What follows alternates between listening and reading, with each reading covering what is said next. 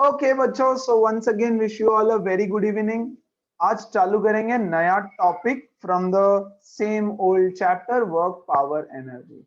क्या क्या देखा हमने इसमें? वर्क डिस्कस कर लिया, पावर डिस्कस कर लिया, एनर्जी डिस्कस किया, उसके बहुत सारे न्यूमेरिकल्स किए। अब आगे का पार्ट पूरा टाइप्स ऑफ एनर्जी के ऊपर, types of energy which is nothing but part B from your book, है ना? डिफरेंट फॉर्म्स ऑफ एनर्जी या डिफरेंट टाइप्स ऑफ एनर्जी, ऐसा टॉपिक रहेगा। ओके, सो बच्चों एनर्जी तो पता है आप सबको क्या होता है, यूनिट पता है, अलग अलग एनर्जी के यूनिट्स पता है। There are basically two major forms of energy, है ना? अच्छा, वैसे तो एक ही एनर्जी होता है, mechanical energy. Yes, the energy possessed by the body, किसी भी बॉडी के अंदर जो टोटल एनर्जी होता है, द टोटल एनर्जी। यस, अच्छा बाय द वे कितने टाइप्स ऑफ एनर्जी है? बहुत सारे, है ना? Kinetic energy, potential energy, heat energy, light energy, sound energy, nuclear energy, hydro energy, ये एनर्जी, वो एनर्जी, अमका एनर्जी, डमका एनर्जी, फलाना एनर्जी, ठिकाना एनर्जी, बहुत सारा एनर्जी, राइट? लेकिन हम लोग फोकस करेंगे दो मेजर टाइप ऑफ एनर्जी पे आज के सेशन में। Yes, the total energy possessed by a body is called as mechanical energy. Yes, और बच्चों ये मैकेनिकल एनर्जी क्या है? ये मैकेनिकल एनर्जी दो पार्ट्स में डिवाइडेड है। एक तो है पोटेंशियल एनर्जी और दूसरा होता है काइनेटिक एनर्जी। यस, आज का पूरा सेशन डेडिकेटेड रहेगा पोटेंशियल एनर्जी को और काइनेटिक एनर्जी को, ठीक है? नाउ हम क्या अज्यूम कर रहे हैं? हम ऐसा मान रहे हैं कि कोई भी बॉडी ले लो, यस, उसके अंदर या तो सिर्फ पोटेंशियल एनर्जी है या तो सिर्फ काइनेटिक, या तो इन दोनों का कॉम्बिनेशन, थोड़ा पोटेंशियल थोड़ा काइनेटिक, थोड़ा पोटेंशियल थोड़ा काइनेटिक। बाकी फॉर्म्स ऑफ एनर्जी को हम अभी के लिए भूल जाएंगे completely. So the total energy possessed by a body is called as mechanical energy. Yes, and this mechanical energy बच्चों is divided into two types, एक है potential, एक है kinetic. Very good. So what is potential energy? Yes, किसी को definition पता है potential energy का? प्रॉपर डेफिनेशन, एग्जैक्ट डेफिनेशन कि यार what is potential energy, proper definition. The energy possessed by a body by virtue of its changed position is called as potential energy. ओ सब सही है, लेकिन थोड़ा सा कीवर्ड्स मिसिंग थे, एक दो कीवर्ड्स मिसिंग थे। सर अगर यस, टेक्स्ट बुक की डेफिनेशन बोले तो था the energy possessed by a body at rest due to its position or size or shape is very known as good. potential energy. Read करके बोल रहा है क्या? नहीं सर, लाइव पक्का? किया हुआ है। पक्का? पक्का ओके, पक्का। So the energy possessed by a body by the virtue of its position of rest, by the change in size or change in shape, इन तीन चीजों की वजह से बॉडी के अंदर जो एनर्जी होता है that is called as potential energy. Okay, ठीक है, डेफिनेशन तो छोड़ो, पहले ही वन बाय वन समझो, है ना? टेक्स्ट बुक में ना दो टाइप का एनर्जी दिया हुआ है आपका, एक है gravitational potential energy. Okay, please ध्यान देना, जिसका माइक चालू है माइक बंद करो। ग्रेविटेशनल पोटेंशियल एनर्जी, और एक है elastic potential energy. Yes, GPE ऐसा कोई शॉर्ट फॉर्म नहीं होता, मैं लिख रहा हूं ग्रेविटेशनल पोटेंशियल एनर्जी और एक इलास्टिक पोटेंशियल एनर्जी। अगर आप टेक्स्ट बुक ओपन करोगे, फिलहाल नहीं, छोड़ दो, है ना? ग्रेविटेशनल पोटेंशियल एनर्जी के ऊपर ऐसे एक बहुत बड़ा सा पैराग्राफ है ना? ये पैराग्राफ मैं समझाऊंगा at the end of the class, ठीक है? क्योंकि ये पैराग्राफ समझाने के लिए, to be very frank, yes, मुझे 1 घंटा मिनिमम चाहिए, 1.5 2 घंटा, 1.5 घंटा चाहिए, 1.5 hour, along with the derivation वगैरह तो 2 घंटे, है ना? तो आपको उसकी जरूरत भी नहीं है, एक पैराग्राफ दे दिया, मैं उसको समझाने की कोशिश करूंगा eight the end of it. लेकिन इसके बाद में एक और पैराग्राफ दिया हुआ है on how to calculate gravitational potential energy, मैं उस पर पहले डिस्कशन करूंगा, ठीक है? So what is gravitational potential energy? Gravitational potential energy, okay, It is the amount of energy possessed by a body which is at certain height from the surface of the earth. देखो यार यहाँ पे ये है surface of the earth. Okay please ध्यान देना. Okay ये object यहाँ पे पड़ा हुआ है. ओके अभी मैं क्या कर रहा हूँ इसको उठा करके यहाँ पे लेके जा रहा हूँ at this particular height. At a height h के ऊपर मैं इसको लेकर के चला गया. ओके सर तो क्या हुआ? Very good. What is the work done by me? मैंने इस पे कितना वर्क डन किया? Force into displacement. Very good. Same direction में है ना. फोर्स भी मैं ऊपर की तरफ लगाऊंगा और डिस्प्लेसमेंट भी ऊपर. मुझे उस पे फोर्स लगाना पड़ेगा mg. इसका मास है m है ना. तो मुझे उस पे mg फोर्स लगाना पड़ेगा और उसका डिस्प्लेसमेंट हुआ है by a height h. Yes, so the potential, the work done by me is given by mgh. Right? अभी मैंने उस ऑब्जेक्ट के ऊपर mgh वर्क डन किया तो मेरा एनर्जी कम हुआ. हमको तो पता है energy can neither be created nor be destroyed. अब मैंने उस ऑब्जेक्ट को ऐसे पकड़ा, उठाया और ऊपर रख दिया. करेक्ट. तो मेरा एनर्जी कम हुआ कि नहीं? ऑब्वियसली कम हुआ तो मेरा एनर्जी गया कहाँ? क्योंकि एनर्जी तो डिस्ट्रॉय नहीं हो सकता भैया, है ना. तो एनर्जी कहीं तो जाना चाहिए. हम बोलेंगे एनर्जी गया उस ऑब्जेक्ट के अंदर. यस मैंने मेरा एनर्जी इस ऑब्जेक्ट को उठा करके मैंने ऊपर रखा ना, तो my energy got transferred into this. How much energy? Work is equal to energy is equal to work. Correct. तो पहले ये यहां पर नीचे बैठा हुआ था चुपचाप. मैं अज्यूम करता हूं कि इसके अंदर कोई भी एनर्जी नहीं है. Potential energy initially is 0. Eight the surface of the earth it is assume that potential energy is 0, है ना. अब 0 एनर्जी है उसके अंदर. ओके टोटल एनर्जी उसके अंदर मान लो 0 है. अब मैं इसको उठा करके यहां रखूंगा तो मैंने एनर्जी उसमें ट्रांसफर किया. Transfer of energy. Yes transfer of energy. मैं बहुत शॉर्ट में सिखा रहा हूं आपको सब कुछ, आपके बुक में जितना है उससे related. Okay so transfer of energy किया तो उसके अंदर एनर्जी चला गया. कितना? mgh. करेक्ट. सो हमने क्या बोला? It is the amount of energy possessed by a body, yes, when it is moved from the surface of the earth at certain height h. what is gravitational potential energy का formula? the gravitational potential energy का formula बच्चों is mgh. होता क्या है gravitational potential energy? It is the energy possessed by a body at a height h. Energy possessed by a body yes at height h. कितनी energy होती है ये होती है mgh पोटेंशियल एनर्जी, है ना. तो उसके अंदर पोटेंशियल एनर्जी भर गई. कितनी? mgh. इसको U सिंबल से भी डिनोट किया जाता है. U that is gravitational potential energy. So बच्चों the gravitational potential energy is nothing but U is nothing but mgh. Yes, at the surface of earth,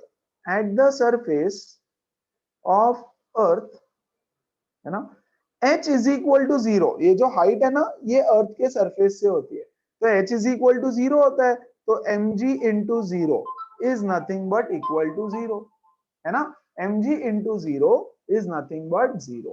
So हम बोलते हैं कि gravitational potential energy at the surface of the earth is 0. Actual definition gravitational potential energy का ये नहीं है, मैं सिखाऊंगा at the end of the class. So फिलहाल हमने बोला कि यार ये ऑब्जेक्ट को उठा करके ऊपर रखा तो मैंने उसके अंदर एनर्जी ट्रांसफर किया. करेक्ट. अब अगर ये ऑब्जेक्ट किसी के सर पे यहां से गिरेगा तो उसके सर में अच्छी खासी चोट लगेगी. क्यों लगेगी? क्योंकि उसके अंदर अभी कोई तो एनर्जी है. कौन सी एनर्जी है? Gravitational potential energy. So definition क्या बोल रहा है? It is the amount of energy possessed by a body at height h. अभी h बढ़ेगा, h अगर इंक्रीज होता है तो आपका ग्रेविटेशनल पोटेंशियल एनर्जी भी इंक्रीज होगा. इसलिए मान लो ये बच्चा यहाँ पे खड़ा है, इसके सर में यहां से इस खिड़की से कोई ऑब्जेक्ट फेंकता है तो ज्यादा दर्द नहीं होगा. अगर कोई यहां से फेंकता है तो भी ठीक है, मान लो यार ओके है. कोई यहां से कोई ऑब्जेक्ट फेंक देगा इसके सर में तो ये तो गया, है ना, ये तो गया। क्यों? क्योंकि हाइट बढ़ गया। यस, इस ऑब्जेक्ट का हाइट बढ़ गया सरफेस ऑफ द ग्राउंड से, हाइट बढ़ गया तो उसके अंदर का एनर्जी बढ़ गया। अब वो एनर्जी, इसके अंदर बहुत सारा पोटेंशियल एनर्जी है, जब ये नीचे आएगा तो बहुत ज्यादा एनर्जी के साथ आएगा। तो जितना ऊपर रहेगा उतना ज्यादा उसमें पोटेंशियल एनर्जी रहेगा, and that energy is called as gravitational potential, है ना। किसकी वजह से है एनर्जी उसके अंदर? देखो, उस ऑब्जेक्ट के पोजीशन की वजह से उसके अंदर एनर्जी। ग्राउंड पे है तो 0, थोड़ा ऊपर है तो mgh, और ऊपर है तो और ज्यादा एनर्जी। सो उसका पोजीशन ग्राउंड के रेस्पेक्ट में जितना जितना जैसे जैसे चेंज होगा वैसे वैसे उसका एनर्जी चेंज होगा। हेंस डेफिनेशन में बोला है, it is the amount of energy possessed by a body at rest in a particular position. Ground पे है या ऊपर है या और ऊपर है या कहां पे है, उसके हिसाब से, है ना। मैं और थोड़ा कुछ सिखाता हूं, फिर आप डाउट्स पूछना। ओके, चलो देखो तो जरा फिर। मान लो एक ऑब्जेक्ट है, ये ग्राउंड है, this is ground, yes this is ground. Okay, अगले साल आप सीखोगे कि पोटेंशियल एनर्जी कोई कुछ होता ही नहीं, there is no concept of potential energy. Change in potential energy is something that is defined. Potential energy का कोई definition नहीं है, फिलहाल छोड़ो, यहां ध्यान दो, है ना। There is an object which is present at certain height h1, ground से h1 की हाइट के ऊपर ये है, इसका मास है m। ओके, इनिशियल पोजीशन ये है उसका, इनिशियल पोजीशन। ओके, अच्छा, इसको यहां से उठा करके बच्चों में लेकर के जाता हूं यहां पर, yes, at a height of h2 from ground. Ground से मैं इसको उठा करके लेके गया इस हाइट पर, at a height of h2, ये वाला हाइट है h1, है ना। And this is the final position, final position of the object जिसका मास है m। वेरी गुड, है ना। What is the work done? Yes, to move the object from here to here, यहां से यहां पे उसको लेकर के जाने के लिए कितना वर्क डन करना पड़ता है? यस, ओके, तो बच्चों यहां से यहां पे लेके जाने के लिए force into displacement. Very good, force कितना लगाया हमने? फोर्स तो लगाया mg, क्योंकि उसका मास mg है ना। हाइट कितना है? हाइट कितना डिस्प्लेसमेंट हो गया उसका? Come on tell me, how much is the displacement? How much is the displacement? Yes, h2 minus h1, हाँ कि नहीं? Yes, sir. ये है Yes, height sir. h2, ये है h1, so this height is h2 minus h1. So बच्चों the displacement is h2 minus h1. Yes, mg into h2 minus h1. This is the amount of work done. मैंने उस पे work done किया तो उसका energy change हो गया, हाँ कि नहीं? सो बच्चों change in energy, change in potential energy is equal to work done, which is nothing but mg h2 minus h1. कितना वर्क डन किया मैंने उसके ऊपर? इतना। जितना वर्क डन मैंने उसके ऊपर किया उतना एनर्जी उसका इंक्रीज हो गया। यहाँ पे उसके अंदर कुछ तो एनर्जी था, अब मैंने उठा के ऊपर रखा तो मेरा एनर्जी तो कम हो गया, but energy can not be destroyed, तो एनर्जी कहीं तो जाना चाहिए, तो एनर्जी गई किधर? एनर्जी गई उस ऑब्जेक्ट के अंदर, और उस ऑब्जेक्ट की एनर्जी बढ़ गई। कितनी बढ़ी? Change in potential energy is nothing but this, इसको मैं बोलूंगा डेल्टा यू। डेल्टा यू मतलब change in potential energy. Very good, है ना। तो ऐसे ही अगर आप एक्चुअल में देखो बच्चों, तो यहां पर आ जाओ, इस केस में इनिशियली ग्राउंड के ऊपर उसका एनर्जी था 0, हाइट 0 था, हाइट 0 था तो एनर्जी हो गया 0। यस, एट ग्राउंड, चलो अगले पेज पे करके देता हूं। सेम वे में सिमिलरली ग्राउंड के ऊपर h1 is equal to 0, object यहां पे रखा हुआ है, यहां से मैं इसको उठा करके लेके जाता हूं बच्चों यहां पर at a height let's say h from the surface of earth, है ना। यस यस, तो मैंने उसके ऊपर वर्क डन किया mg into h2 minus h1, है ना, which is nothing but mg into, बच्चों how much is h2? h2 तो मेरा h है, हाँ कि नहीं, h2 is nothing but height h minus 0 which is nothing but mgh.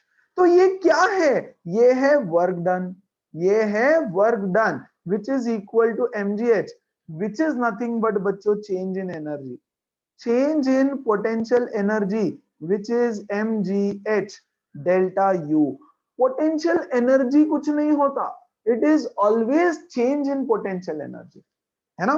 Potential energy mgh, जब हम बोलते हैं ना कि potential energy is equal to mgh, potential energy is mgh, no, potential energy is not mgh, change in potential energy is mgh.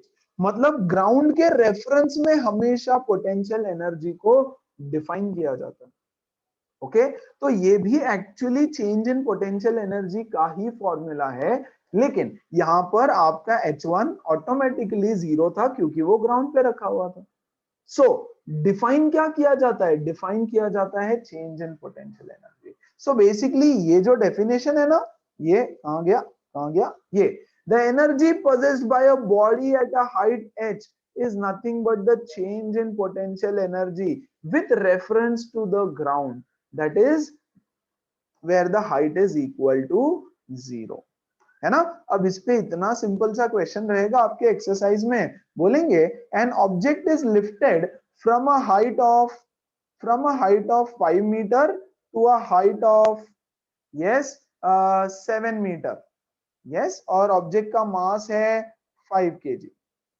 Find the potential energy, change in potential energy, या तो find the work done. तो बच्चों change in potential energy is mg into h2 minus h1 which is nothing but 5 into g की value 10 into 7 minus 5 which is 50 into 2 that is 100 joules. इतना potential energy उसका change हुआ है. Change in potential energy is equal to work done, याद रखना ये चीज, change in potential energy is equal to work done. बोलो कोई डाउट है क्या बच्चों? This is your first form of potential energy. देखो हमने बोला पोटेंशियल एनर्जी दो टाइप का, एक gravitational potential energy. What is gravitational potential energy? The amount of energy possessed by a body at a height h, या rather the amount of work done by us, the amount of work done by us in taking the body from ground to a particular height h is called as gravitational potential energy. अब आता है elastic potential energy. और बच्चों gravitational potential energy position पे depend करता है, position से related. तो हमारा पोटेंशियल एनर्जी का जो डेफिनेशन उसमें जो पोजीशन था वो स्पेशली इसके लिए, है ना. अच्छा आ जाओ जरा अब elastic potential energy. Now what is elastic potential energy? Okay एक स्प्रिंग है मान लो आपके पास ऐसे, यस, और यहां पे एक इस स्प्रिंग के एंड पे एक बॉल लगा दिया आपने, फाइन. अब इस बॉल को आपने किया कंप्रेस, यहां से इस बॉल को आपने किया कंप्रेस, तो स्प्रिंग का शेप चेंज हो जाएगा. ये स्प्रिंग कुछ ऐसा हो जाएगा, है ना, और यहाँ पे बॉल आ जाएगा. क्या किया आपने? इसको कंप्रेस किया, है ना, तो स्प्रिंग का शेप चेंज हो गया भैया. Yes, change in shape of spring हो गया. हाँ बिल्कुल, change in shape of spring हो गया. अब आप उसको छोड़ दोगे, जैसे ही आप उसको छोड़ोगे क्या होगा? Come on tell me. Yes, ये आपने पकड़ के रखा है इसको, जैसे ही आप उसको छोड़ोगे तो क्या होगा? अरे बताओ जल्दी से. अरे it will get back to its original position. अरे ये तो अपने ओरिजिनल पोजीशन पे आ जाएगा, लेकिन ये बॉल तो इधर चला जाएगा ना ऐसे, हाँ कि नहीं? वो स्प्रिंग ने बॉल को फेंक दिया जोर से, करेक्ट होगा कि नहीं होगा? वो अटैच नहीं है उसको, it is not attach. Yes, ऐसे रखा है. पेन से खेले हो क्या कभी? पेन होता है फाउंटेन पेन, उसके अंदर स्प्रिंग होता है, वो स्प्रिंग के अंदर आप रिफिल डालो और रिफिल को ऐसे प्रेस करके छोड़ दो तो रिफिल ऐसे उड़ता है ऊपर, हाँ कि नहीं? Have you played with this? Yes, sir. I don't know, very good, है Yes, ना? sir. तो ऐसे करके छोड़ते हो तो मस्त ऊपर उड़ता है, कहीं भी जाता है। ऐसे कैसे? स्प्रिंग के पास कहां से एनर्जी आ गई? यस, तो स्प्रिंग के पास एनर्जी आई हमारे पास से अगेन। ये देखो, ये यहां मैं खड़ा हूं, वेरी गुड, और मैंने इसको प्रेस किया। अब अगर मैं इसको प्रेस करूंगा तो मैंने उस पर वर्क डन किया ना, स्प्रिंग के ऊपर। बॉल को कुछ हुआ क्या? बॉल को कुछ नहीं हुआ। स्प्रिंग प्रेस हो गया तो स्प्रिंग ऐसा कॉम्प्रेस हो गया। जब स्प्रिंग कॉम्प्रेस हुआ तो उसके अंदर एनर्जी स्टोर हो गया। कहां से आया एनर्जी? मैंने डाला, मैंने वर्क डन किया, तो मेरा एनर्जी वेस्ट हुआ। मेरा एनर्जी वेस्ट हुआ, but energy can not be destroyed. अगर बच्चों energy can not be destroyed तो यस, किसी और बॉडी के अंदर जाके बैठ गई, है ना? So energy is stored in the spring. Energy is stored, my energy जो मेरे बॉडी के अंदर से गायब हो गया, ऐसे मान लो कि वो energy stored in the spring in the deformed state। deformed state, ये देखो, ये डिफॉर्म स्टेट है। ये क्या है? ये इसका नॉर्मल स्टेट है ना, नॉर्मल शेप। यस, यहाँ पे उसका डिफॉर्मेशन हो गया, मतलब शेप चेंज हो गया, साइज चेंज हो गया। Yes, deformation is change in shape. तो कॉम्प्रेस किया तो उसके अंदर एनर्जी स्टोर हो गया। अब मैंने छोड़ दिया उसको, छोड़ दिया तो उसके अंदर बहुत सारी एनर्जी भरी हुई थी।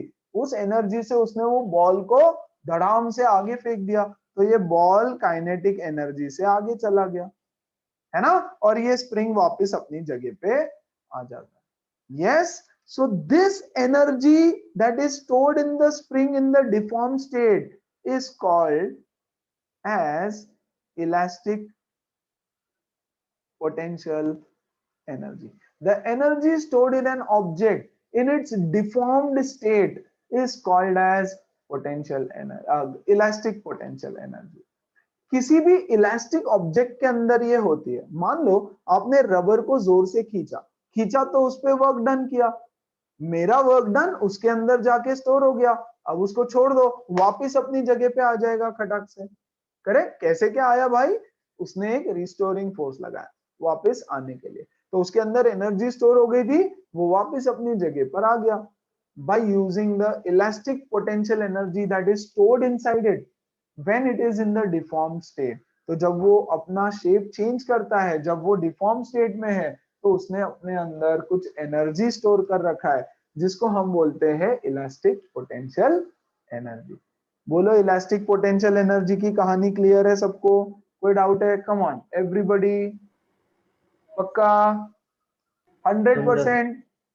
Very Yes, good. sir. Yes, तो sir. हमने दो कॉन्सेप्ट्स देखे, एक तो पोटेंशियल एनर्जी में elastic potential energy and gravitational potential energy. That's it, potential energy यही होती है। इसके बाद आता है कॉन्सेप्ट काइनेटिक एनर्जी का।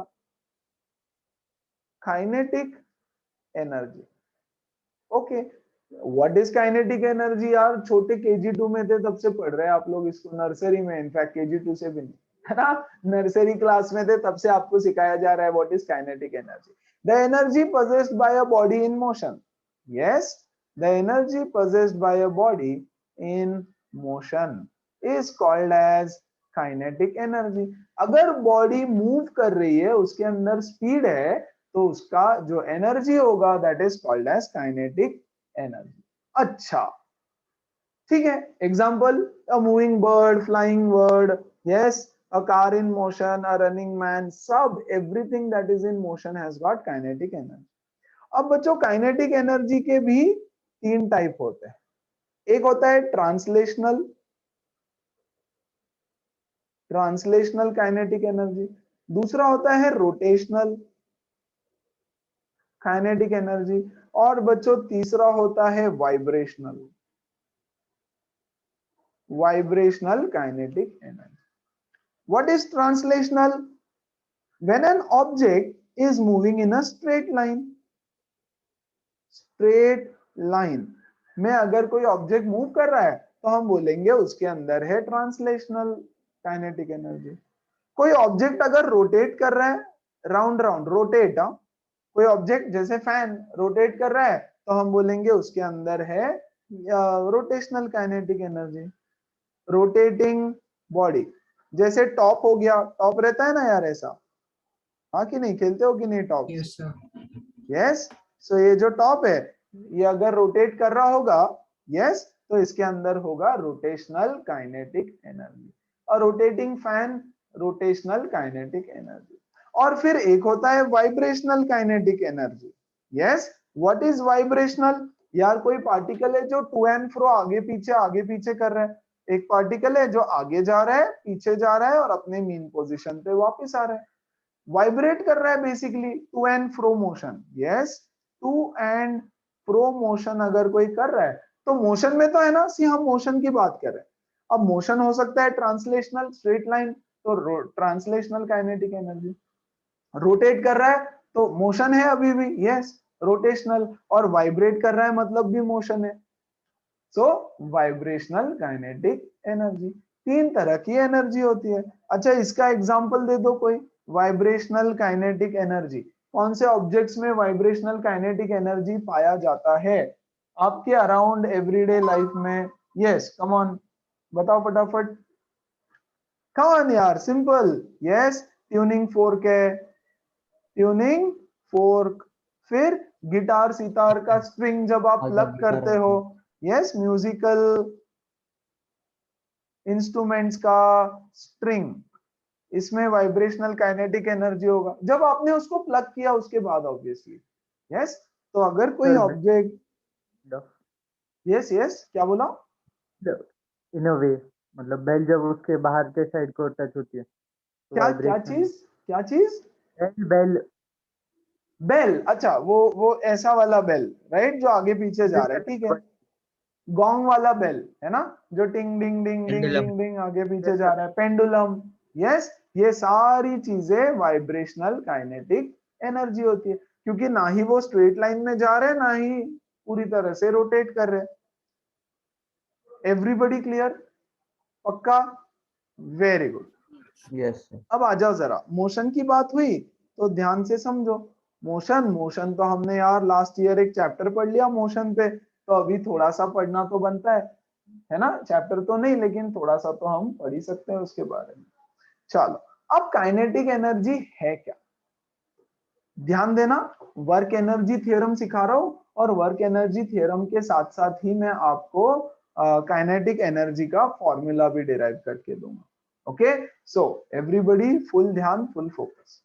काइनेटिक एनर्जी, ओके, हम बोलते हैं बॉडी मूव करती है तो उसमें काइनेटिक एनर्जी है। कहां से आई भाई, कहां से आई? Okay, look at this object, हमारी प्यारी सी कार।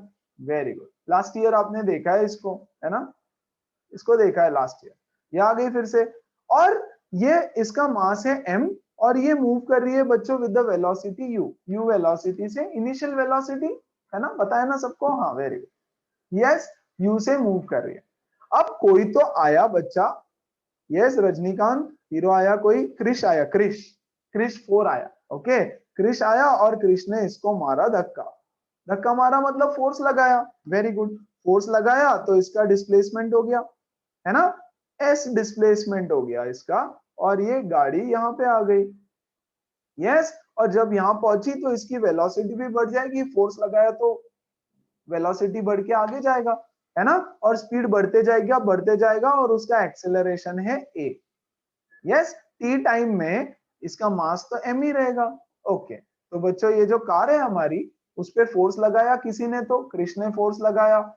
यस, उसका वेलोसिटी इनिशियली था u, फाइनली उसका वेलोसिटी 2 3 4 सेकंड के बाद after time t, yes 1 second ऐसे लिख देता हूं यहाँ पे, after time t, yes, the displacement is equal to s, and बच्चों इसके जर्नी के through acceleration is equal to a हो गया, है ना, एक्सेलरेशन a हो गया। वेरी गुड, यार आपको बेसिक तो पता होगा कि काइनेटिक एनर्जी का फॉर्मूला क्या होता है। Come on, what is the formula of kinetic energy everybody? Half mv square. Kinetic energy is given Half by half mv mv square, half mv square। मतलब काइनेटिक एनर्जी मास पे depend कर रही है और वेलोसिटी पे बेसिकली डिपेंड कर रही है। अच्छा, तो बताओ यहाँ पे इसका इनिशियल काइनेटिक एनर्जी कितना हो गया? how much is the initial kinetic energy? Yes, half m half me. u square. बहुत बढ़िया. यहाँ पे फाइनल काइनेटिक एनर्जी कितना है इसका? हाफ m v स्क्वायर, है ना? अच्छा चलो एक एक ना मैं वैल्यूज भी डाल देता हूं वहां पे, और एग्जांपल वैल्यू के साथ भी हम लोग देख लेंगे. ये 100, मान लो इसका वेलोसिटी है 10, मास तो यहाँ पे भी 100 होगा, वेलोसिटी कितना हो जाएगा? मान लो 20. ओके, तो बच्चों मुझे बताओ कितना है kinetic energy? Half into 100 into 10 का square, that is 100, which is nothing but 5000 joules. देखो तो 50 इंटू 100. ओके, यहाँ पे देखो हाफ इंटू 100 इंटू 2 टू जा 400, विच इज 5 टू जा 20, 5 4 जा 20, और ये 20,000 जूल्स. 20,000 जूल्स. Very good. मतलब जब शुरू में चल रही थी भैया ये गाड़ी, तो इसमें एनर्जी थी 5000 जूल. अच्छा, और उसको जब धक्का लगाया तो उसकी एनर्जी इंक्रीज करके हो गई 20,000 जूल. ऐसा कैसा? Yes, energy can not be created. इतनी एनर्जी कहां से आ गई भाई? 15,000 की एक्स्ट्रा एनर्जी. अरे ये कृष्ण ने डाली ना भाई, ये सुपर हीरो हमारा. यस, इसने एनर्जी उसके अंदर डाल दी. अब देखो यार, ये पुश करेगा, ये पुश करेगा तो इसकी एनर्जी कम होगी, इसकी एनर्जी कम होगी, but energy can not be destroyed. तो एनर्जी गई कहां? यस, एनर्जी जाके उस ऑब्जेक्ट के अंदर स्टोर हो गई. तो जिस ऑब्जेक्ट पे वर्क डन हो रहा है उस पे एनर्जी जाकर के स्टोर हो गई. कितनी एनर्जी? तो आप देखो फिर. अच्छा, चेंज इन एनर्जी, चेंज, अरे change in kinetic energy is equal to kinetic energy final minus kinetic energy initial, है ना? हमारे एग्जाम्पल के हिसाब से ये हो गया 20,000 minus 5,000, which is nothing but 15,000 joules. Yes, ये 15,000 joules is nothing but change in kinetic energy. क्या मैं बोल सकता हूं कि यही तो वर्क डन है ना? वर्क डन, जितना वर्क मैंने उस पे किया उतना एनर्जी उसमें स्टोर हुआ. दूसरा तो कोई रास्ता है ही नहीं कि उसके अंदर एनर्जी आ जाए, हाँ कि नहीं? तो जैसे वहां पर change in potential energy work done था, वैसे यहाँ चेंज इन काइनेटिक एनर्जी भी वर्क डन है. ओके, आ जाओ यहाँ पे ध्यान देना जरा थोड़ा सा. ओके, देखो तो जरा, तो क्या मैं इसको ऐसे लिख सकता हूं? Okay, yes, change in kinetic energy, change in kinetic energy, change in kinetic energy is half m v square final kinetic energy minus half m u square initial kinetic energy. Okay, very good. half m common ले सकता हूं मैं, v square minus u square. Half m को common ले लिया, yes, और वहां पे लिख दिया v square minus u square. क्या सबको समझ में आया क्या किया? Change in kinetic energy. और बच्चों यही change in kinetic energy work done कहलाता है. यही change in kinetic energy work done कहलाता है. किसी को कोई डाउट है क्या इसमें? कम ऑन, अगर कोई भी डाउट है तो पूछो. पक्का? सर पक्का? आपने संडे को बोला था कि energy is equal to work done, हाँ, और यहाँ change in energy is equal to work done. वो वेरी कैसे? गुड. क्योंकि यहाँ पे ऑलरेडी वही मैं बोल रहा हूं, energy and change in energy is relative. यहाँ देखो, यहाँ भी तो मैंने energy is equal to work done बोला, लेकिन हम क्या अज्यूम कर रहे थे बेटा? यहाँ पे हम अज्यूम कर रहे थे कि शुरुआत की उसकी एनर्जी 0 है. तो जो energy is equal to work done था, है ना, वहां पे मैंने अज्यूम किया कि वर्क करने से पहले उसमें 0 एनर्जी था. करेक्ट? यहां देखो जरा, यहाँ पे वर्क करने से पहले क्या उसका एनर्जी 0 था? नहीं था. तो जब भी इनिशियल एनर्जी 0 नहीं होगा तो change in energy will be equal to work done. Yes, और एनर्जी वर्क एनर्जी सेम. पहले कुछ एनर्जी है ना उस पे, हाँ, मतलब पहले किसी ने तो वर्क डन किया होगा, उसने जितना वर्क डन किया होगा उतनी एनर्जी उसके अंदर है. समझ में आ रहा है? तो एक्चुअल Yes. में change in energy work done. तो पहले हम अज्यूम कर रहे थे कि एनर्जी भैया शुरू में तो जीरो है, एंड इस चीज को बोला जाता है work energy theorem. Yes, as it is exactly same same, मैंने एक क्वेश्चन भी करवा दिया उस पे, सेम टू सेम क्वेश्चन आएगा। Initially object is moving with the velocity this much, उसका मास इतना है, find the work done. Find the work done मतलब basically change in kinetic energy आपको निकालना पड़ेगा, है ना। Okay, so work energy theorem states that the amount of work done on a body is equal to the change in kinetic energy of that particular body। कितना work done आप उस पे कर रहे हो, that is nothing but कितना उसका kinetic energy change हुआ, या इन अदर वर्ड्स उल्टा बोल दो, कितना काइनेटिक एनर्जी चेंज हुआ जितना आपने उस पे वर्क डन किया, क्योंकि एनर्जी कहीं जा नहीं सकता भाई, एनर्जी जा ही नहीं सकता, एनर्जी सिर्फ एक फॉर्म से दूसरे फॉर्म में कन्वर्ट हो सकता है ना।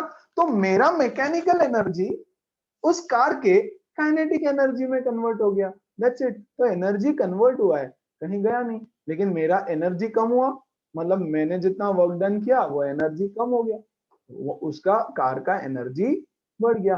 That is nothing but work energy theorem. एकदम सिंपल सा थ्योरम है, बहुत सिंप्लीफाई करके बताया। ओके, अच्छा अब ये फॉर्मूला कहां से आया, energy is equal to half m v square. Half m v square कहां से आया, चलो उसका भी डेरिवेशन दे देते हैं। हाँ बोलो। सर वो जो मतलब वो जो अभी पहले आपने एग्जांपल दिया ना कार का, हाँ उसमें हाँ, 5000 जूल का एनर्जी कहाँ से, मतलब अरे वो तो शुरू जिसने कार शुरू की रहेगी ना। यस, ये देखो ये कार पहले यहाँ पे होगी जीरो पे, करेक्ट, यहाँ जीरो पे होगी ना, यहाँ पे किसी ने धक्का मारा रहेगा, तो उसने वर्क डन किया, उसने वर्क डन किया तो उसमें उतनी एनर्जी आ गई। बोलो बात समझ आई। यस, यस तो सर। ये हमने बीच में का सिनारियो कंसीडर किया। चलो इसके पहले का सिनारियो देखते हैं ना, इसके पहले वाले पेज पे मैं इसके पहले का सिनारियो लिखता हूँ। चलो आ जाओ यहाँ पे, ये देखो पहले का सिनारियो। यस, उसके पहले का, see this is the next page, यहाँ पे पहुंचने से पहले की कहानी, प्रीक्वेल देख रहे हैं हम उसका, right. Okay, there is a car of mass m, very good, है ना। क्रिश आता है, यस, क्रिश 3 आता है, क्रिश 3। ये कौन आया, ये क्रिश 4 आया, आया नहीं अभी क्रिश 4 बट आ गया, ठीक है, मान लो हमारा क्रिश 4 आ गया, ये हमारा क्रिश 3। क्रिश 3 मतलब पहले पहले वाला, ओके। ये क्रिश 3 आया और इसने इसके ऊपर लगाया जोरदार फोर्स, वेरी गुड, फोर्स लगाया, ठीक है, तो इसका वेलोसिटी चेंज हुआ। Initially it was at rest, है ना, शुरू में रेस्ट पे रहेगा, तो रेस्ट पे रहेगा तो इसका शुरू का एनर्जी जीरो रहेगा, ठीक है। तो उसके ऊपर फोर्स लगाया लगाया, उस फोर्स से उसका डिस्प्लेसमेंट हुआ s। यहाँ पे बच्चों हमको फिलहाल डिस्प्लेसमेंट का कोई काम नहीं है ना, तो मैं यहाँ से हटा देता हूँ, यहाँ लिख देता हूँ, ओके। चलो, उसका डिस्प्लेसमेंट हुआ s और उसका एक्सेलरेशन हो गया a। स्पीड बढ़ेगा ना, स्पीड बढ़ा मतलब एक्सेलरेशन हुआ, और बच्चों उसका फाइनल वेलोसिटी हो गया मान लो v, ओके। फाइनल वेलोसिटी इस केस में हो गया मान लो v, मान लो फॉर एग्जांपल 10, ओके। अभी के लिए मैं यहाँ पे न्यूमेरिक वैल्यू नहीं लिखता हूँ क्योंकि मैं फॉर्मूला डिराइव करके दे रहा हूँ, ओके, वेरी गुड। मैं बोलता हूँ how much is the work done, work done is equal to force into displacement. Force और डिस्प्लेसमेंट सेम डायरेक्शन में है, इसलिए मैं फोर्स इनटू डिस्प्लेसमेंट लिख रहा हूँ, okay. How much is the force required, force required तो mg है भैया, है ना, नहीं mg नहीं है इस बार है ma। Force is equal to ma, Newton second law last year पढ़ा है ना। अगर ऑब्जेक्ट नीचे गिरता है फ्री फॉल में तो हम mg बोल देते हैं, ओके।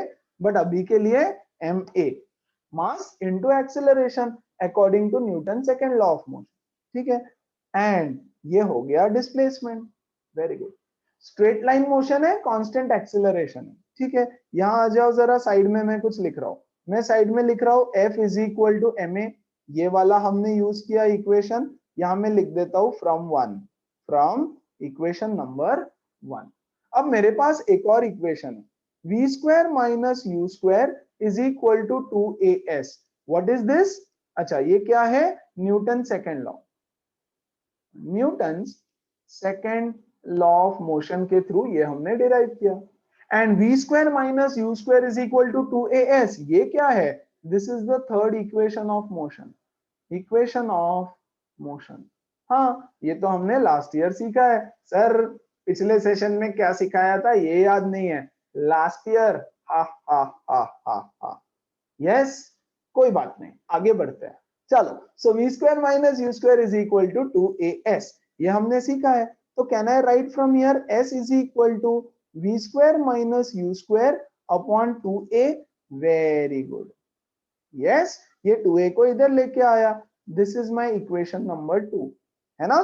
तो मैं यहाँ पे लिख दूंगा ma मा into v square minus u square divided by 2a, s की वैल्यू यहां मैं लिख देता हूं बच्चों फ्रॉम 2, यहां मैं लिख देता हूं फ्रॉम इक्वेशन नंबर 2। बहुत बढ़िया, ये a से a कटा, क्या बचा?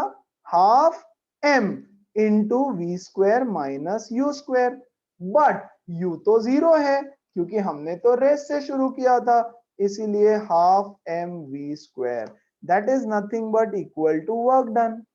अब मैं वापस बोल रहा हूं, work is equal to energy, energy is equal to work, and therefore this is the formula of kinetic energy.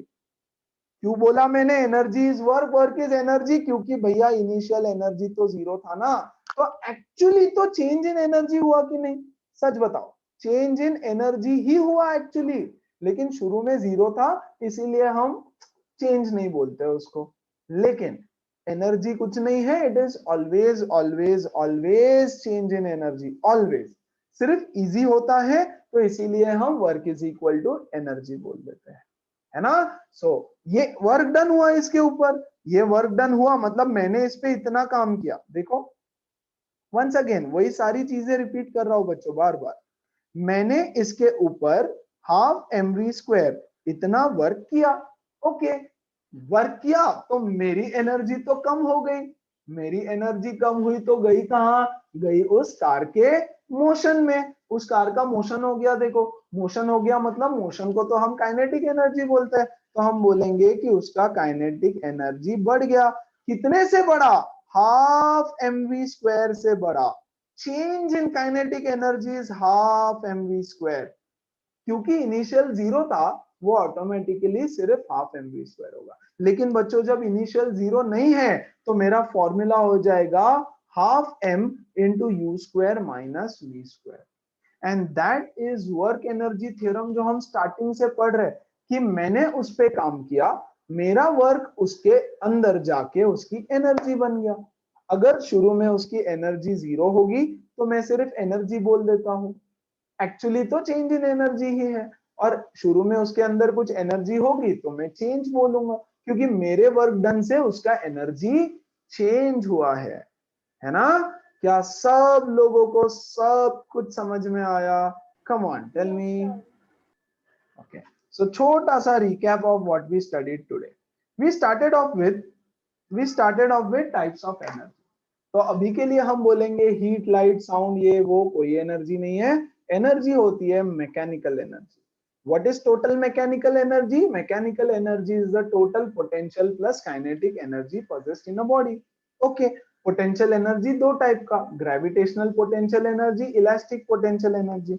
Gravitational potential energy का मैंने बोला एक्चुअल डेफिनेशन एक्चुअली क्या होता है लास्ट में बताऊंगा, ठीक है? But we started off with what is gravitational potential energy? It is the energy possessed by a body, yes, when it is displaced from ground to height h. कौन करता है? हम करते हैं। हमने किया तो उसके अंदर एनर्जी गया, एनर्जी गया उसको हम ग्रेविटेशनल पोटेंशियल, है ना? पोजीशन पे डिपेंड करता है। फिर आया इलास्टिक पोटेंशियल एनर्जी, और इसमें भी बच्चों change in energy is work done, change in energy is always always equal to work done. Okay, elastic potential energy क्यों होता है? Due to change in shape, deformation की वजह से। आपने उसको कंप्रेस किया, उसके अंदर एनर्जी स्टोर हो गया, छोड़ेगा तो फटाक से जाएगा आगे, एनर्जी कन्वर्ट हो गया काइनेटिक एनर्जी। यस, तो उसके स्प्रिंग के पास एनर्जी कहां से आया? आपने डाल दिया उसके अंदर। ओके, फिर हम आए काइनेटिक एनर्जी पे। Okay, yes tell me. अगर हम इधर स्प्रिंग को खींचेंगे तो इफ इट तो इज भी चलेगा, बिल्कुल चलेगा। देखो आप स्प्रिंग को खींचो, या मैंने बताया भी था ना, रबर को खींचा हमने, है ना, उसको छोड़ने के बाद वो अपने जगह पे वापस आया। अपने जगह पे वापस आने के लिए, अच्छा चलो मैं रबर को ऐसे खींचता हूँ, है ना, और आपके आपके पास में आके रबर को ऐसे खींच के छोड़ देता हूँ, क्या होगा? लगेगी ना? लगेगी नहीं लगेगी? यस। ऐसे एक रबर को पकड़ के ऐसे खटाक खटाक खेलते हो ऐसे फ्रेंड्स के साथ, फ्रेंड्स को परेशान करते हो क्या ऐसे? छोटे भाई को करते हो क्या? मेरा बड़ा भाई तो बहुत करता था मुझे ऐसे, तो बड़े भाई ना बहुत चलो कोई बात नहीं। यस। सो बहुत मारता था मुझे ऐसे। तो यार वो रबर की क्यों लग रही है? रबर में एनर्जी कहां से आई? आपने डाली, है ना? तो उसने रबर को खींचा, यस, आपकी एनर्जी उसमें स्टोर हो गई, पोटेंशियल एनर्जी बन के छोड़ दिया, खटाक लगा, it is coming back to its original position. ऐसे कैसे गया? कुछ तो एनर्जी चाहिए ना, तो उसके अंदर स्टोर हो रही है, तो आप स्ट्रेच करो, कंप्रेस करो, उसके अंदर एनर्जी स्टोर हो जाएगी। एंड ये हो रहा है due to change in shape size. आए काइनेटिक पे, ट्रांसलेशनल होता है, हजारों एग्जांपल्स है, रोटेशनल हजारों एग्जांपल्स है। यस, कोई भी बॉडी जो रोटेट हो रही है उसमें रोटेशनल काइनेटिक एनर्जी मोशन में होनी चाहिए, अलग अलग टाइप का मोशन है, वाइब्रेशनल एनर्जी।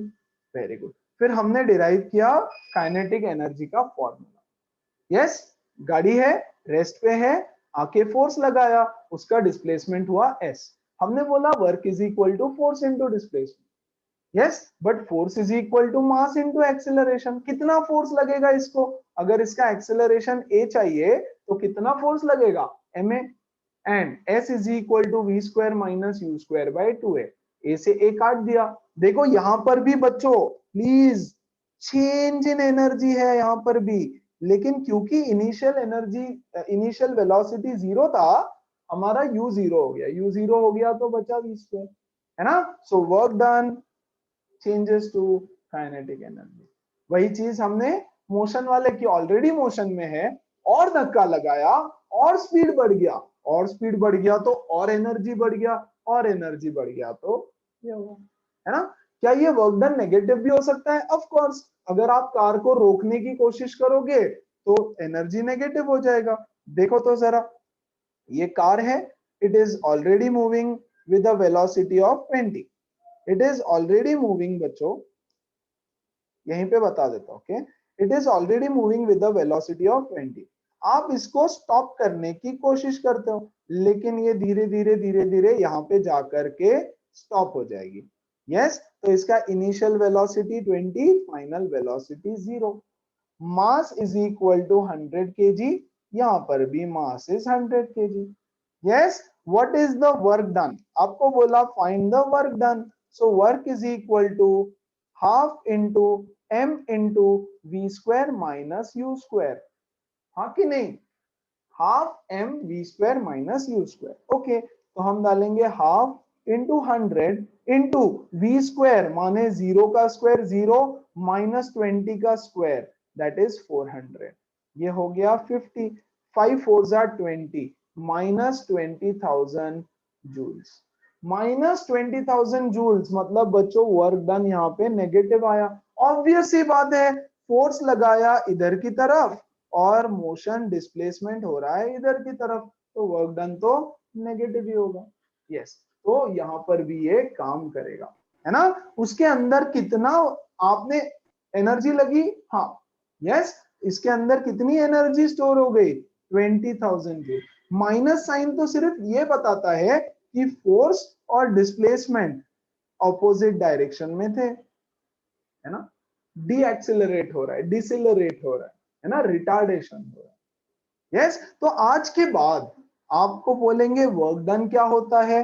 Very good. तो मैं बोलूंगा वर्क डन के मेरे पास है बहुत सारे फॉर्मूले। आप बोलोगे बहुत सारा कैसा भाई? वर्क डन आपको आएगा find the work done. Okay, तो वर्क डन निकालने का मेरे पास तरीका है अलग अलग। क्या तरीका है? पहला तरीका है if the force is constant. If the force is constant, force constant है तो मैं बोलूंगा work is equal to F S cos theta. Simple, मेरा काम जल्दी से हो जाएगा। If the force is not constant, इस पे आपको क्वेश्चन नहीं आने वाला है, तो मैं बनाऊंगा एक graph, yes, force versus displacement का, है ना, और area under the curve will give me work done. So बच्चों यहां से वर्क मिलेगा area under the F S graph. इस पे आपके बुक में कुछ भी नहीं है। और तीसरा, अगर आपको दे रखा है फोर्स के बारे में कुछ भी नहीं पता, डिस्प्लेसमेंट के बारे में कुछ भी नहीं पता, लेकिन मान लो आपको दे रखा है हाइट, यस, ऑब्जेक्ट के हाइट के बारे में कुछ दे रखा है, यस, तो work done will be equal to mg into h2 minus h1। Change in potential energy is equal to work done. तो अगर उसका पोटेंशियल एनर्जी हाइट चेंज हो रहा है तो भी आप वर्क डन निकाल सकते हो, और अगर उस ऑब्जेक्ट के वेलोसिटी के बारे में दे रखा है, if the velocity is changing, तब भी बच्चों मैं बोल सकता हूं कि work done is equal to half m v square minus u square, that is change in kinetic energy, है ना। तो वर्क डन ऐसे भी आप निकाल सकते हो। बेसिकली चेंज इन एनर्जी निकाल रहे हो मतलब भी वर्क डन कैलकुलेट किया जा रहा है। क्या सब लोगों को बहुत अच्छे से समझ में आई सारी कहानी? कोई डाउट है तो please go ahead and ask. Come on. If all of this is clear, let's move on to the next point. अब ये जो एनर्जीज है ना, हमने क्या बोला, energy can neither be created nor destroyed. Energy को ना ही कोई क्रिएट कर सकता है ना ही डिस्ट्रॉय कर सकते हैं। It can be converted from one form to another, है ना। तो हमने बोला बहुत सारे फॉर्म्स है, फिलहाल दो फॉर्म की बात करते हैं। एक है पोटेंशियल एनर्जी और दूसरा है काइनेटिक एनर्जी। ओके, सारा काम करता है काइनेटिक एनर्जी, मतलब आपको जो भी चीजें दिखाई देती है वो काइनेटिक एनर्जी की वजह से होती है। Potential energy cannot do anything, cannot do anything on its own। Potential energy से ना कुछ नहीं होता, it always has to be converted into kinetic energy। yes, it should always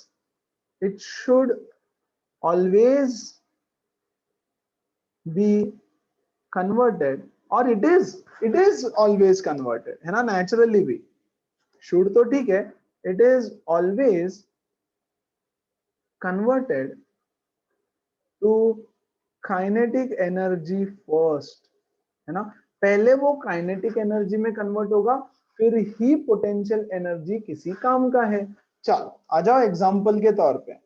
ये बच्चा यहाँ से बदमाश बच्चा, इसके हाथ में है बॉल, यहाँ पे खड़ा है सौम्य, है ना, और ये करता है बॉल को छोड़ देता है यहाँ से। बॉल के अंदर है बहुत सारा पोटेंशियल एनर्जी, मान लो 100 जूल्स। जैसे ही ये बॉल को छोड़ता है, इसका पोटेंशियल एनर्जी कन्वर्ट होना चालू होता है काइनेटिक में। मोशन में आ गया ना भाई ये अब, हाँ कि नहीं, मोशन में आ गया है, करेक्ट। जब इसके सर पे ये लगेगा, वो लगता है उसकी स्पीड की वजह से।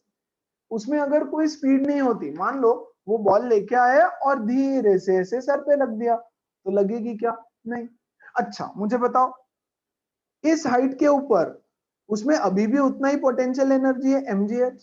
अगर मैं प्यार से रख दूं तो भी mgh एनर्जी है, और अगर मैं ऊपर से फेंक दूं तो इस हाइट के ऊपर उसमें पोटेंशियल एनर्जी कितना होगा?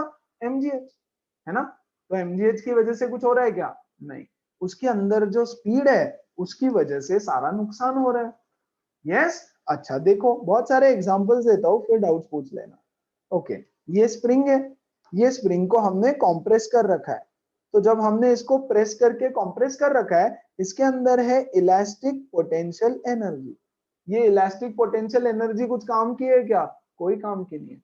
अगर आपको किसी इंसान को यस इस बॉल से पीटना है, तो आपको ये छोड़ना पड़ेगा। जैसे ही छोड़ोगे, ये बॉल का potential energy gets converted into kinetic energy, और इस काइनेटिक एनर्जी की वजह से इसको लगेगी और ये बच्चा गिरेगा या व्हाटएवर।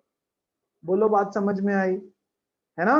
अच्छा देखो तो यहाँ पे जरा, आपने हाइड्रो इलेक्ट्रिक पावर स्टेशन के बारे में पढ़ा रहेगा कि हाइट के ऊपर डैम कंस्ट्रक्ट किया जाता है ना। मान लो this is dam at certain height, yes, इसमें से पानी नीचे गिरेगा, ऐसे पानी गिरेगा और टरबाइन को रोटेट करेगा और ये टरबाइन से इलेक्ट्रिसिटी प्रोड्यूस होगा, है ना।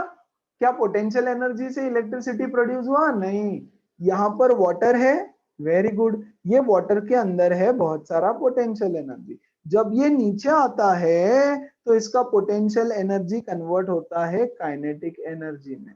ये काइनेटिक एनर्जी इसके ऊपर गिरेगा और इसको रोटेट करेगा, तो बच्चों काइनेटिक एनर्जी कन्वर्ट होता है इसकी मैकेनिकल एनर्जी में, और बच्चों फिर मैकेनिकल एनर्जी कन्वर्ट होता है इलेक्ट्रिकल एनर्जी, है ना। ऐसे बो एंड एरो होता है, बो एंड एरो, ये है आपका बो, यस, और इसके ऊपर आप एरो लगाते हो यहाँ पे ऐसे, फॉर एग्जांपल, है ना। कुछ होगा क्या? कुछ नहीं होना है भाई, कुछ नहीं होना है। तो आपको क्या करना पड़ेगा? पहले इसको स्ट्रेच करना पड़ता है ऐसे, यस, ये ऐसे स्ट्रेच होता है, ये यहाँ पे आपका एरो ऐसे। तो जब ये स्ट्रेच पोजीशन में है, ये जो स्ट्रिंग है ये इलास्टिक है भैया, है ना। तो ये स्ट्रिंग के अंदर स्टोर हो चुका है पोटेंशियल एनर्जी। किधर से आया? हमने डाला, हमने खींचा ना, तो potential energy, correct, elastic potential energy.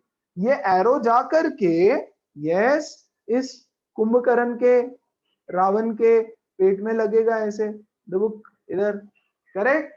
तो रावण के पेट में लगा, बहुत जोर से लगा, इतना जोर से कि मर गया वो, है ना। क्यों? क्योंकि यहां से निकला तो उसमें थी काइनेटिक एनर्जी। तो पोटेंशियल एनर्जी कुछ नहीं करता, potential energy first needs to be converted बच्चों इनटू काइनेटिक एनर्जी, और तभी वो पोटेंशियल एनर्जी हमारे किसी भी काम का है। So always potential energy kinetic energy में कन्वर्ट किया जाता है और उसके बाद ही सारी चीजें होती है, व्हाटएवर। आगे काइनेटिक एनर्जी और 10 फॉर्म में कन्वर्ट हो जाएगा, जैसे यहाँ पर kinetic energy to mechanical, mechanical to electrical, वगैरह वगैरह वगैरह। अब मुझे बताओ, प्रैक्टिकली प्रैक्टिकली क्या सिर्फ पोटेंशियल एनर्जी सिर्फ काइनेटिक एनर्जी में कन्वर्ट हो रहा है? बिल्कुल नहीं। पोटेंशियल एनर्जी क्या सिर्फ काइनेटिक एनर्जी में कन्वर्ट हो रहा है? बिल्कुल नहीं, बिल्कुल नहीं। यस, अच्छा ये बॉल जाएगा और इसको लगेगा तो आवाज आएगी, बुड़ुक दुबुक व्हाटएवर, है ना। ये जाएगा, इसके सर पे लगेगा, ठपाक, आवाज आएगी, साउंड एनर्जी भी प्रोड्यूस होगा। अच्छा ये पानी यहाँ से गिरेगा, पानी यहाँ से गिरेगा तो पानी का साउंड आएगा, तो साउंड एनर्जी में भी कन्वर्ट हो गया। इसके ऊपर गिरेगा, ये रोटेट होगा तो थोड़ा सा हीट एनर्जी भी प्रोड्यूस होगा फ्रिक्शन की वजह से, है ना। तो एक एनर्जी जब दूसरे एनर्जी में कन्वर्ट हो रहा है, so there are so many changes that are taking place at the same time. लेकिन अभी के लिए हम लोग सिर्फ ये दो एनर्जी को स्टडी करेंगे, है ना। और बहुत सारा अनवांटेड एनर्जी भी हमको मिल रहा है। इस अनवांटेड एनर्जी को बोलते हैं बच्चों एनर्जी डेसिपेटेड, है ना, या dissipation of energy. What is dissipation of energy या degraded energy?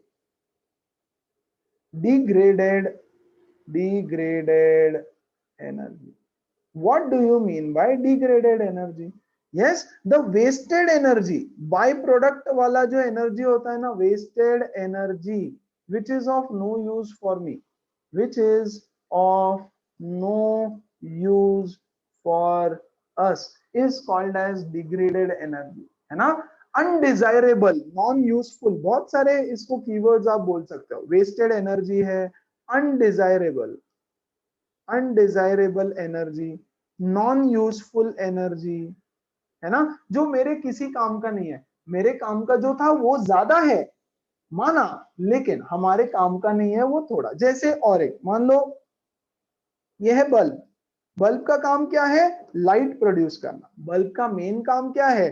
To produce light, yes. लेकिन लाइट के साथ साथ ये बहुत सारा हीट भी प्रोड्यूस कर रहा है। अब ये हीट मेरे काम का है क्या? नहीं, है ना। तो electrical energy, yes, electrical energy is getting converted into light plus heat, है ना। ये है भैया यूजफुल एनर्जी और ये है मेरा नॉन यूजफुल। यस, कुछ काम में ले सकता हूँ क्या मैं उसको, या लाइट चल रहा है तो लाइट में जा करके आप क्या करोगे, मतलब उसकी हीट का क्या उस पे खाना बनाओगे, नहीं। Yes, so that is why we say कि ये किसी काम का नहीं है, and that is called as degraded energy. क्या सब लोगों को डिग्रेडेड एनर्जी समझ में आया? यस, पक्का? What is degraded energy? So दो चीजों में कोई डाउट है क्या? एक तो energy conversion from potential to kinetic, potential से काइनेटिक में कन्वर्ट करना जरूरी, उसके बाद आप कोई भी फॉर्म में उसको कन्वर्ट कर दो, कोई टेंशन नहीं।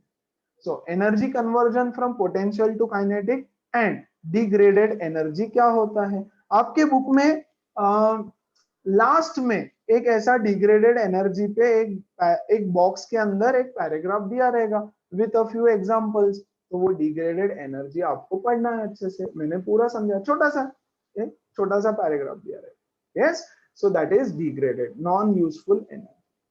तो एनर्जी कन्वर्जन के वक्त बहुत सारी, जैसे यहां पर डिग्रेडेड एनर्जी क्या होगा, साउंड। यस, यहां पर sound kinetic energy plus sound plus heat में कन्वर्ट होगा, ये पोटेंशियल एनर्जी कन्वर्ट होगा इतने सारे एनर्जी में, है ना। ये सारा है डिग्रेडेड, है ना। डेसिपेटेड एनर्जी कोई काम का नहीं है हमारे, हमारे काम का तो है ये काइनेटिक एनर्जी। चलो, everybody clear with potential energy, kinetic energy, change in energy which is nothing but work done, and conversion of potential energy to kinetic energy and degraded energy। कहीं पे भी छोटा मोटा कुछ भी डाउट है तो please go ahead and ask. एक और काइनेटिक एनर्जी से रिलेटेड इंपॉर्टेंट फॉर्मूला वगैरह आएगा और इस पे ना बच्चों एग्जाम में भी क्वेश्चंस आएंगे। ओके, सो इस पे बहुत अच्छे से ध्यान देना। What is momentum? मोमेंटम क्या है? What is momentum? Come on, अरे डिफाइन मोमेंटम। अरे अरे अरे अरे अरे, ची ची ची ची ची। Guys, what do you mean by momentum? Thank you so much for defining it. Yes, momentum is denoted by symbol P and it is nothing but the product of mass and velocity. Yes, अब इसको सिखाने नहीं वाला, ये हो चुका 9th class, ठीक है। अभी के लिए फिर अब मान लो कि it is nothing but mass into velocity. अब इस फॉर्मूला को, जो फॉर्मूला हम अभी डिराइव कर रहे हैं, इसको क्लास 12 तक भूलना नहीं, है ना। 12th खत्म होने तक इसको भूलना नहीं, इतनी बार यूज करना पड़ेगा कि क्या बताऊं मैं आपको। Okay, so momentum is equal to mass into velocity. तो अब हम करने क्या वाले हैं? We are going to find the relationship between kinetic energy and momentum, that's it. Kinetic energy में भी तो मास और वेलोसिटी होता है ना। यस, देखो, एंड काइनेटिक एनर्जी को मैं के लिखता हूं सिर्फ। Okay, kinetic energy is equal to half m v square. Kinetic energy is half m v square. तो दोनों में एम वी है, मतलब हम दोनों के बीच में कुछ तो रिलेशनशिप फाइंड कर सकते हैं। ठीक है, तो मैं क्या कर रहा हूं? ओके, ध्यान देना। Okay, I am doing square on both sides, square both sides of this particular formula। momentum को squaring both sides, square both sides। okay, so if I square it both sides, मुझे मिलेगा p square is equal to m square into v square, which is nothing but p square is equal to mv का whole square। p square is equal to mv का whole square. Okay बच्चों, मैं इसको बोल देता हूं equation number 1, चलेगा? Okay, आ जाओ फिर। k is equal to half mv square. Okay, मैं क्या करता हूं ना बच्चों, मैं करता हूं इसको half mv square into m divided by m, चलेगा? क्या होता है? I can multiply divide by same number. क्यों किया? समझेगा ना, रिलेशन निकालना है ना हमको, इसलिए हाफ इंटू mv का whole square upon m, but mv का होल स्क्वायर तो p स्क्वायर होता है। अरे वाह, तो मैं यहां लिख दूंगा half p square upon m, correct? तो मुझे क्या मिला देखो यहां से, मुझे मिलता है k is equal to half p square upon m। P square is equal to 2km, ये 2 और m यहां पे आ गया। p is equal to under root of 2km। k is the kinetic energy, m is the mass of the body, right? This is the relationship between potential kinetic energy and momentum. The relationship between kinetic energy and momentum. Derivation not really required though, but formula तो भैया भर भर के लगेगा, बहुत important होगा आपका formula, है ना। अच्छा एक बार फिर से, P is equal to m v, हाँ ओके, दोनों साइड स्क्वायर किया, क्यों, क्योंकि यहाँ वी स्क्वायर था ना, तो वी स्क्वायर मुझे वहां लेकर के आना है ताकि मैं रिलेशनशिप निकाल सकूं। तो मैंने किया p square is equal to m square v square, p square is m v का होल स्क्वायर। अच्छा चलो आ जाओ, यहाँ पे ये है हाफ एम वी स्क्वायर, मैंने किया multiply by m and divide by m, ताकि मुझे एम स्क्वायर मिल जाए। देखो एम स्क्वायर और वी स्क्वायर दोनों का स्क्वायर मिल जाए, ठीक है। तो ये हो गया mv का whole square upon m। mv का होल स्क्वायर के बदले मैंने डाल दी वैल्यू p स्क्वायर, mv के बदले मैंने p स्क्वायर वैल्यू डाल दी फ्रॉम इक्वेशन 1। क्या है ये, कहां से आया, फ्रॉम इक्वेशन नंबर 1 से आया। Very good. उसके बाद में क्या हुआ, k is equal to half p square by m which is nothing but 2km, तो p is equal to under root of 2km। This is a very important relationship, और बच्चों इस पे एग्जाम में क्वेश्चंस भी आते हैं, और एक दो नहीं, अच्छे अच्छे भर भर के क्वेश्चंस आते हैं। तो दो फॉर्मूला आप याद रख सकते हो, या तो k is equal to half p square by m, या तो फिर p is equal to under root of 2km, दोनों भी चलेगा, है ना। Very good. तो दैट वाज द रिलेशन जो हमको पढ़ना था लास्ट में। अच्छा बिफोर दैट, आगे बढ़े इससे पहले कोई डाउट है इसमें किसी को? यस पक्का, everybody everybody everybody. Yes sir. Okay ठीक है। अब इस पे क्वेश्चन कैसा आएगा, इस तरह से आपको दो बॉडीज दिया रहेगा। ओके यहां ध्यान देना, दो केसेस डिस्कस कर लेता हूं, case 1 and case 2। Okay one second. Case 1 case 2, case 1 में क्या बोल रहा है, देयर आर टू बॉडीज, ये है मेरा बॉडी ए, यस, इसका मास है स्मॉल m, लाइट वेट है, स्मॉल m मतलब छोटा है, ओके। और बच्चों ये है मेरा बॉडी बी, यस, इसका मास है कैपिटल M, हो सकता है, वेरी गुड। लेकिन दोनों का मोमेंटम सेम है, यस, इसका मोमेंटम भी p है और इसका मोमेंटम भी p है, दोनों का मोमेंटम सेम है। Momentum of A is equal to momentum of B is equal to p, दोनों का मोमेंटम सेम है। यहां लिख देता हूं सेम मोमेंटम, यस। क्या ऐसा हो सकता है? जी हाँ बिल्कुल। अरे एक का वेलोसिटी ज्यादा होगा, अच्छा देखो इसका मास कम है तो ऑब्वियसली इसका वेलोसिटी ज्यादा होगा। मोमेंटम क्या होता है बच्चों, मोमेंटम होता है मास इनटू वेलोसिटी। इसका मास कम है तो वेलोसिटी ज्यादा होगा, इसका मास ज्यादा है तो वेलोसिटी कम होगा, ऑब्वियसली, है ना।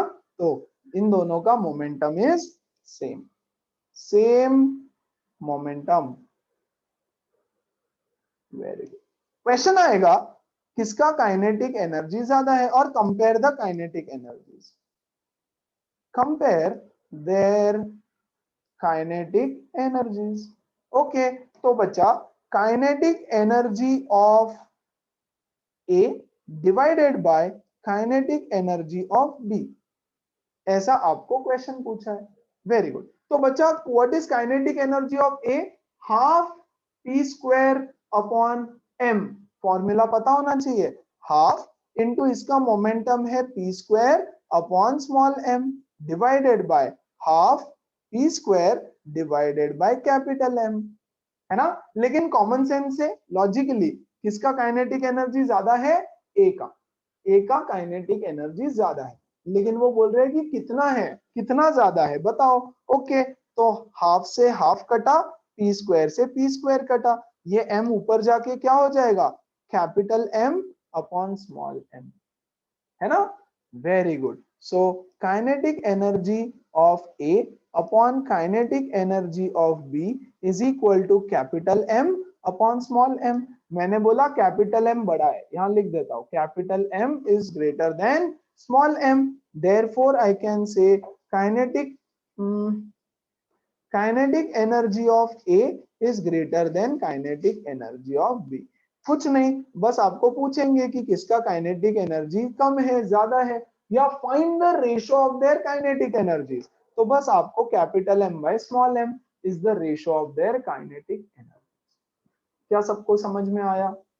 एवरीबॉडी, सर किसी को कोई डाउट है तो पूछो, sir. Come on go ahead. Sir इसका मतलब कम मास कम है तो काइनेटिक एनर्जी ज्यादा रहेगा। अरे हमेशा नहीं, अगर मोमेंटम सेम है तो बेटा, मोमेंटम सेम है तभी बोल सकता हूं, अदरवाइज तो हमको फाइंड करना पड़ेगा। मास ज्यादा तो काइनेटिक एनर्जी ज्यादा, ऐसे थोड़ी होगा। देखो एक एग्जांपल, ये बॉडी है, इसका मास है 100, है ना, ये मूव कर रहा है with the velocity of 1 metre per second, ठीक है। ये है बुलेट, यस ये है बुलेट, इसका मास है 1 kg, 1 kg नहीं होता, एग्जाम्पल, ओके। इसका मास है 1 kg, ये मूव कर रहा है बच्चा with the velocity of 200 metre per second. बता किसका काइनेटिक एनर्जी ज्यादा?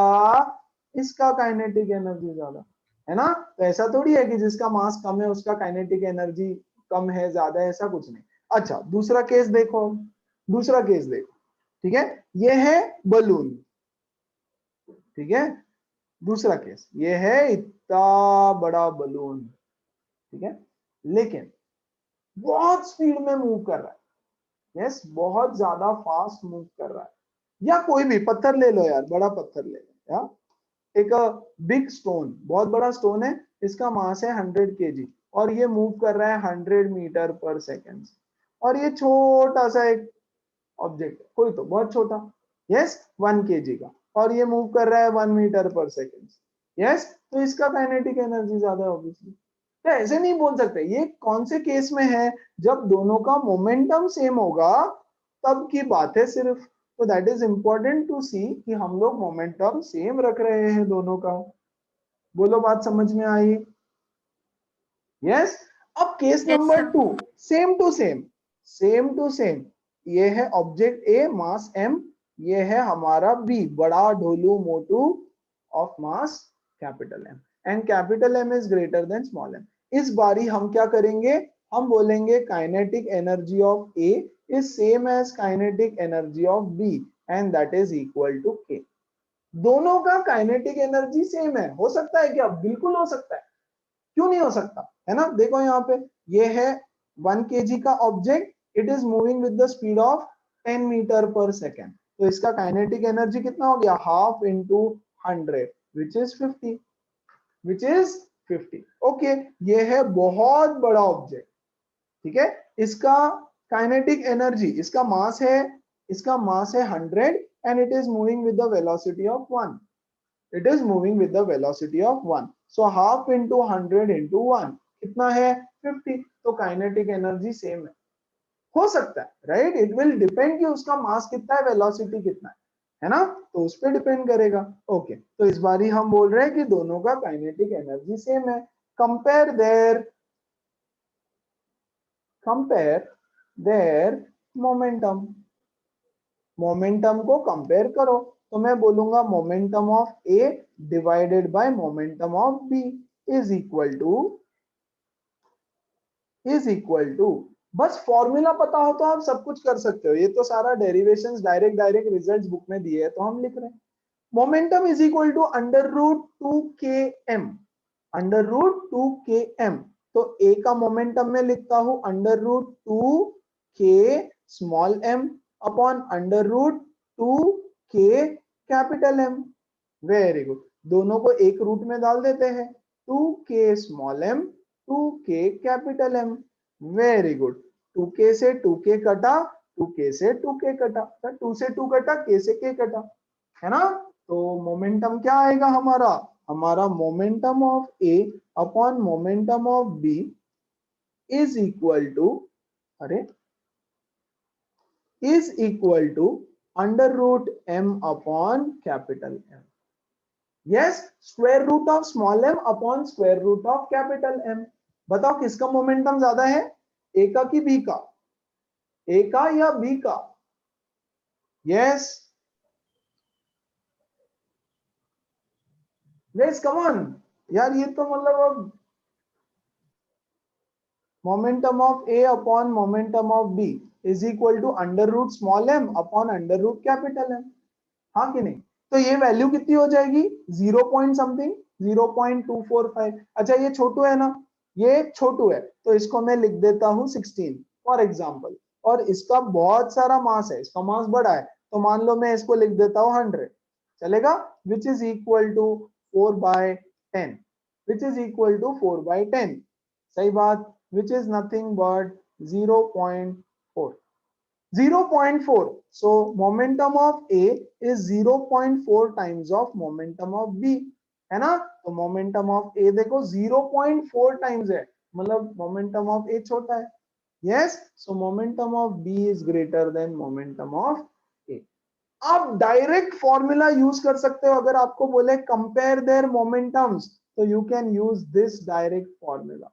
अगर आपको बोलते हैं compare there kinetic energies, so you can use this formula if and only if momentum is constant, और ये वाला if and only if kinetic energy is constant.